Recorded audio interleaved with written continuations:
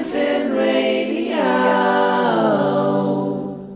If you listened to our cast last December, we made some comments about the latest Beatles product on a product underline that's called The Beatles Love, which is based out of Las Vegas. I've recently had a chance not to see The Beatles Love, but to see a television program about the making of The Beatles Love. So now I can speak with a little more authority as to my feelings about this presentation. I'd like to say that I've heard a lot about it. I've actually... Well, you know, it surprised me, Scott. I got to admit that I didn't really think that I could change my mind or change my opinions, but I did. Boy, seeing those... It's very masculine. Seeing those arrogant bunch of... Well, you know, I think the problem here lies with putting a group that me and you and just about, you know, billions of other people in the world as an institution and trying to somehow put it together with a circus. I don't know. It's just kind of eating hamburgers and ice cream at the same time. I don't know. Well, you know, I was thinking, you know, what could have made love a better thing than it was. Granted, I admit, some people definitely go there. They get off seeing all these people, colored lights, people flipping around in the sky on, you know, trapezes and bouncing off of trampolines and doing flips and running around like they're in some kind of demented, you know, Broadway play on amphetamines as mashed up Beatles music is playing in 59.1 surround sound. But I'm sure, reasonably sure, that if I was there presently, like in Las Vegas, like in my human body, I would be sitting there saying, oh Lord, couldn't I just go home and please listen to, you know, the Dr. Ebbett's version of the Beatles' second album on my, like, little headphones? That's much more enjoyable. Giving a plug there to Mr. Evans. Well, I mean, it's not fair of us to just completely discount the thing and just say, well, you know, this sucks, blah, blah, blah, because obviously a lot of people like it, and, you know, we don't want to alienate, you know, our audience, and we love you people, and we're I used that word again. We like you people, and we're glad you out there, and glad you're listening to us, but we respectfully disagree. Doug? Yes, Scott? Would you shut up? Doug's been taking off the last 10 minutes of the show talking some philosophical mumbo-jumbo. Well, when Doug talks. Oh, I am so sick of hearing this guy sing. Doug. All he does is sing all day long. Please. Doug, I'm just going to get right down to it. Get down to it. The Beatles institution has to find a way to constantly do something new and innovative and cutting edge and on the verge of, you know, being on the new thing. So what's the, you know, they join up with a freaking French circus. Okay? I've heard some of the stuff. As a fan, there's about 30 seconds worth of stuff in there that's interesting to me as somebody who listens, obviously, to the musical elements that haven't been tampered with. I'll tell you, it leads us to the other topic that we talked about. Because I think, you know what? I'm not qualified to talk about love. The one thing that I wish it wouldn't have been was an official Beatles release. I think that was a mistake. Well, you know, according to reports, the person to blame for this is George Harrison. You know, he died? Well, no, because evidently this was all George's idea. Of course, it's very convenient that they blame this on a dead guy. Oh, they blaming it on George? No, they blame it on George. B, even if it was George's idea, well, you know, George was dying of cancer at the time. Maybe he wasn't in his right mind there all the time. You know, Doug, I got to tell you something. I usually share everything with you. I actually have that on tape. Yeah, tape. I actually have this.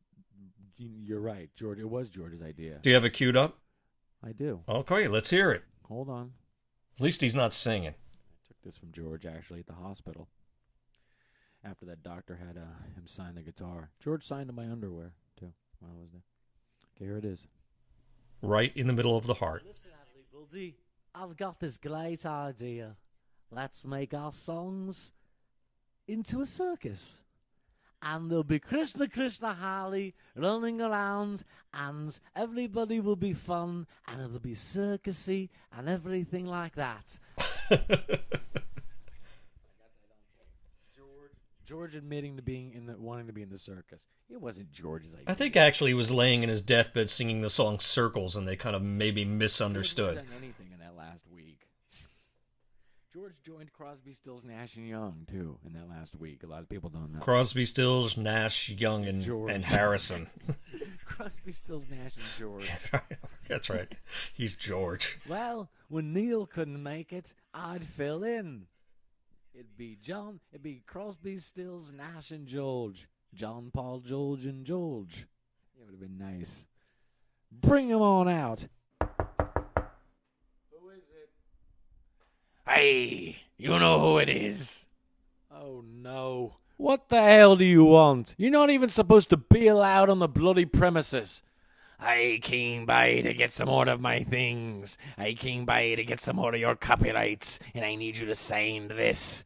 Why did I even marry you? You've got one leg. You've got all of this stupid stuff wrong with you. I need my bedpan. Where is my golden bedpan you promised to buy for me? Heather! Throw Heather out of the house.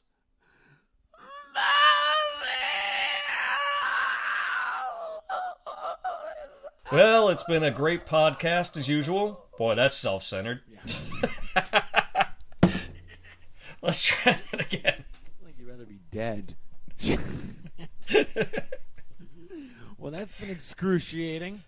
Well, look at the bright side, ladies and gentlemen. Next month, one or both of us might die, and you won't have to sit through another one of these things. Okay, well, hold on, let's take it again. Hey, Doug. Yeah, Scott. It looks like...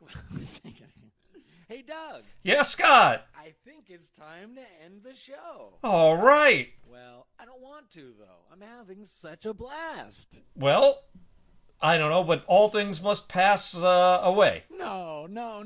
Look at all we've covered, though. We've talked about love. We've talked about the Beatles. We've talked about the Beatles. We talked about me. We talked about you. And we've even had a few musical moments along the way. Maybe hang on. Shh. Maybe as a special treat, one of these days we'll play the outtake from the December... I mean, after all, response to the December podcast was so overwhelming that we can barely answer the emails. It's been overwhelming. So maybe, an outtake is in store for them somewhere down the line. Yeah, I'd like to say... Early mixes of That's Peace, I think. Yeah, everybody... I'd like to say everybody on 910 Radio, all the subscribers, I'd like to thank each and every one of you for responding and enjoying the Christmas cast. I hope you all enjoyed it. It was a lot of fun doing it. Or we'll do it and do Yoko Ono. Yoko Ono impressions? Very good. Thank you very much. No wonder no one wants to hire us, Doug. I mean, no wonder they're all over us, Doug. It's late. I can't think when it's late. Daddy, I want to mix some multi-tracks, Daddy. Well, Giles, give me some more multi-tracks. Giles, you know what I do when I feel really down? I lick the Old Brown Shoe multis. I lick them with my laugh. Well, I can laugh when I know you're down. You know George Martin's got the biggest hands of any human being I've ever seen? Does? Oh, my God. In Los Angeles, they got a thing called the Walk of Fame at the Guitar Center. Yeah, they made George walk on his hands? No, he puts his handprint in cement, like, at the Chinese theater. When yeah. Okay. To show how important you are, you put your handprint in there. His hands, I swear, and I've got big hands, his hands were like 3 times the size of mine. Well, before he started, pushing all those levers, his hands were normal. His fingers just grew kind of like, by evolution over the 212 years that he's been alive. He must have been obviously an amazing pianist. I wonder if George Martin ever visited the plaster casters. Yeah, he was a big part of that. George Martin. Yeah, George Martin's handprint. Yeah, George Martin's handprint was huge. Anyway. I wonder if they'll make one of those stupid novelty, tombstones, shaped like a mixing board. Yeah, right. I like a George Martin doll.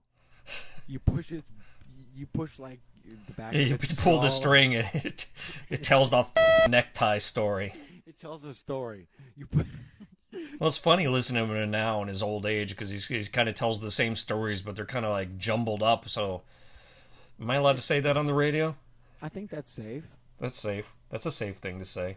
Great. Anyway, let's wrap up this Let's wrap up non-podcast. the 9-10 podcast elements of this show. Well, I would like to say hello to. I would like to say hello to the people on the board. Could they listen to this? I've never corresponded with you people. I don't write on it.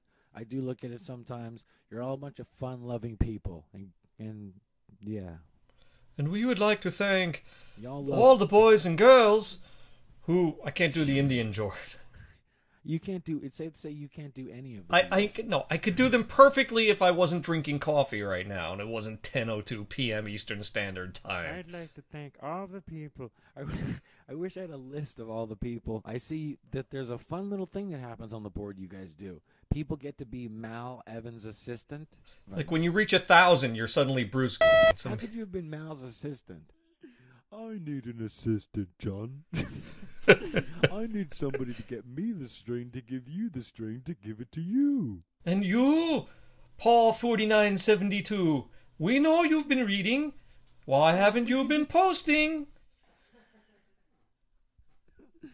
And you, You sexy Sadie 169. Doug has an answer for you about your But he's Budokan not shows. going to tell you unless you Right, so- post more. No, look, what we're going to start doing for you people is I know everybody has lots of questions for Doug. Luckily, none for me. But we will do a section of the show where we answer questions for Mr. Solpe. We may not be taking phone calls, but I think it'd be nice for people to if you write Doug questions, we're going to have a category on the board where there are going to be questions to ask Doug that you want us to actually ask on the air or on the show. So look forward to that. We'll mention your names. It's Yep. easier for Doug. You can be famous too, He like only has us. he only has one arm. A lot of people don't know that about Doug. It's very hard for him to type with his one hand. I know. And I saw in Lady Madonna 69. I really think Thanks for your you contribution. know, Heather, if you're out there, we're a perfect pair. Yes, exactly. And let me say, 910 radio has nothing to do with 9/11. All right. Shut up. Let's end this and get on to the more intelligent Get out of here. podcast. Okay, guys. All Thank right, you, bye. everybody. See you next We love month. you. Blah, blah, blah. This is 910 radio.